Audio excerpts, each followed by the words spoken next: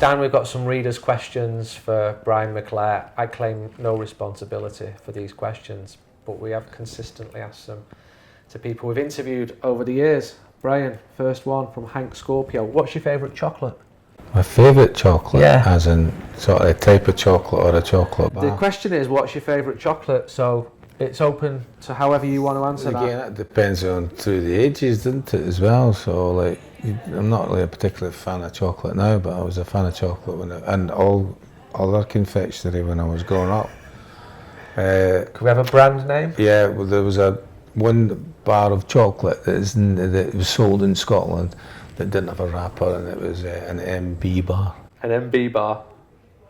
Would you be as miserable as the current manager if you were managing a Manchester United team which included De Gea, Matic, Fred, Pogba, Lukaku, Lingard, Sanchez and Rashford? I think there's a difference between telling people you're miserable and looking miserable. Okay. My situation is simple.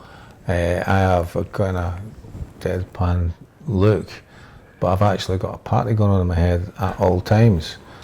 And that would be declared at particular times. That I'm telling you now that I've got a rave going on in my head. Not that I've ever been at a rave, so I know what I'm on right about, now? But all the time, aye.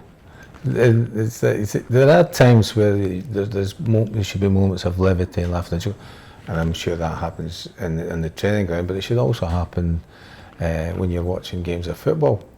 And it only gives that kind of the thing to the supporters that something that they want to do, would like to do, that their managers actually enjoy managing or coaching their football team. We've only got 10 minutes on this section, so we're going to get us through as many questions as possible. From Breward, is saying that Ryan Giggs could be a great Manchester United manager crazy talk?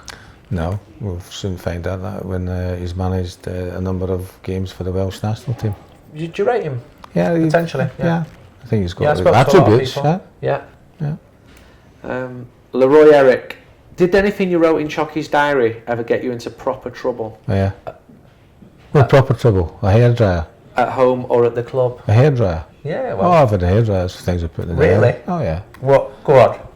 It's depending on, because players can be a bit sensitive at times, aren't they? So when I was writing it, when I was coaching, I got bollocking from the manager for telling a story about one of the players who then I didn't even mention his name, so nobody knows who it is apart from the players or people in the club, and then mentioned his name and I got a bollocking for it.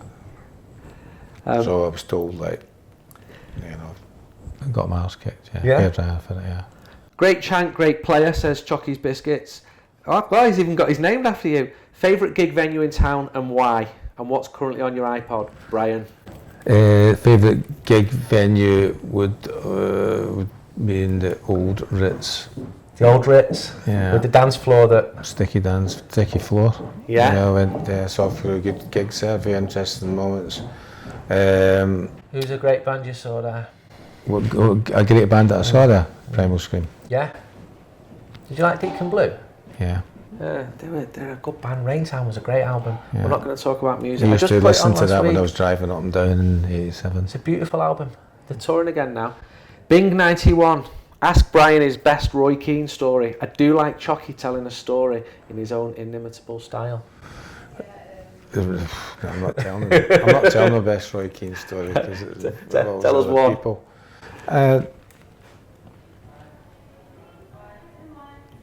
Best Roy Keane story.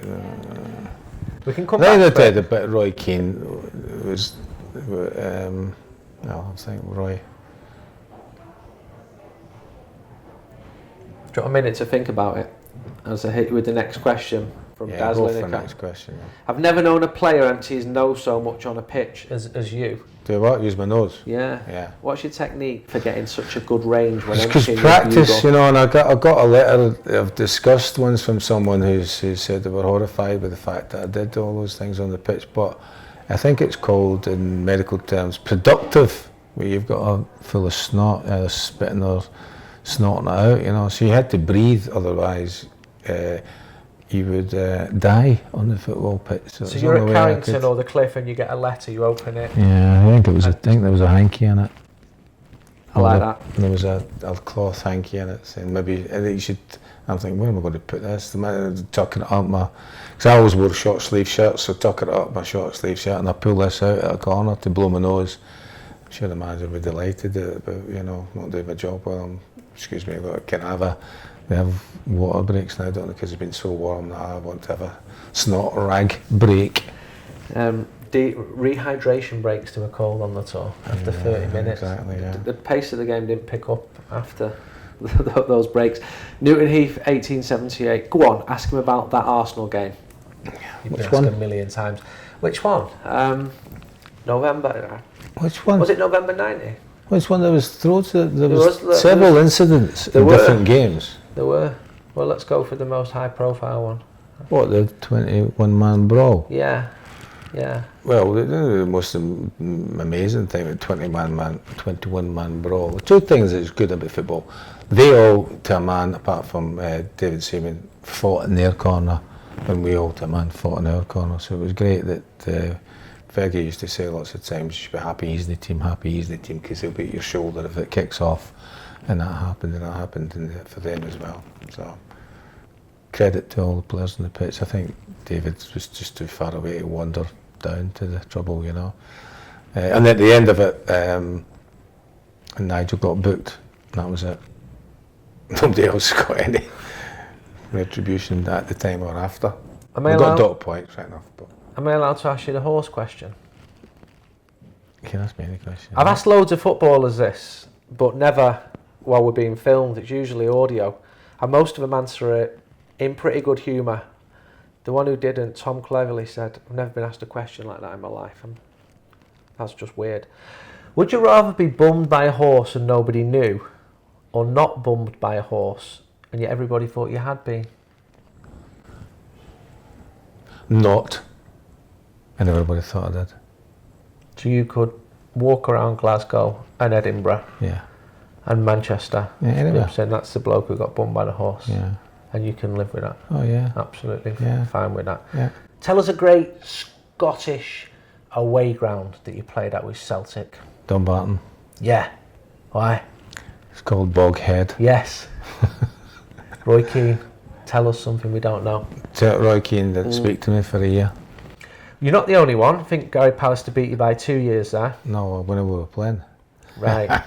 On the pitch. And that's a different story altogether as well. Why? No, anytime. Yeah. Discipline. Yeah. Talk about discipline in somebody to come into the dressing room when I'm the only person in the dressing room and he sits facing you. Brilliant. To come in, get changed, sit down and not say anything. Proper discipline. Well impressed I was. Great now, but at the time, and there was a reason for it. I'm happy with the reason, and he knows that he was wrong, so that's the most important thing. So. Best midfielder I've seen for United, Roy, and he's given me some of the best interviews ever. You mentioned the Ritz, right? I remember Love Train back in the day, and I saw you in there a few times. I'm in the bar opposite, and Roy walks in. So I'm with my mates, and he sees me, and he comes up. Nice to see you, Andy. I'm not starstruck, but he's the captain of Man United. He comes and says hello. Hi, Roy, nice to see you. You're not following me, are you? And I just thought, he's just put me down. I'm in the bar already. He winked and he just did one. Just humiliated me in front of me mates. He just had that. But you liked it though. Yeah. You enjoyed that humiliation, didn't you? Yeah, So it's but a good I couldn't story work for you it out. to tell. Yeah, it's a good story to tell all of these years later. But he's a fantastic player. Got one more. You'd rather he was a fantastic player, wouldn't you, than just I'm not bothered what I think. bullshitting bastard, you know? Yeah. I'd rather that than... So we're going to speak to you again. We're going to invite more readers' questions next time. And thank you for answering in 10 minutes of these ones. Thank you.